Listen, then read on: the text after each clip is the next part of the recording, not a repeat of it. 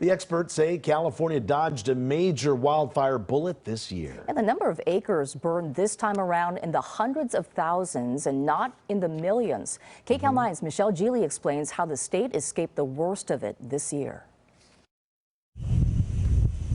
20 hilltop homes burned in May in Laguna Niguel during a wind-driven fire.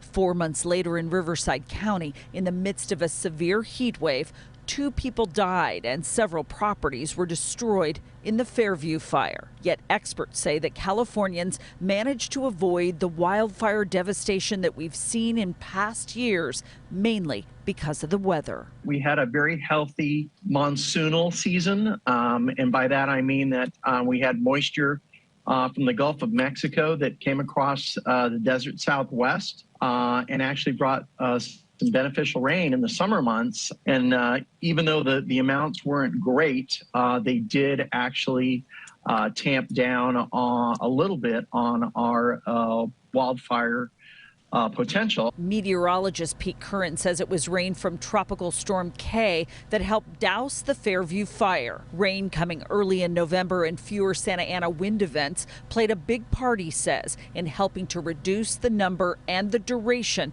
of the state's wildfires. UC Irvine assistant professor Tirtha Banerjee studies wildfires and the prescribed burning of forests. We are keeping most fires pretty small in size, so that's not pulling as much resources into really one big fire that that pulls in tons of firefighters and other suppression efforts from all over the state. So by doing that, we are able to free up some resources, and then we can use that to do some proactive burning and some fuel reduction projects.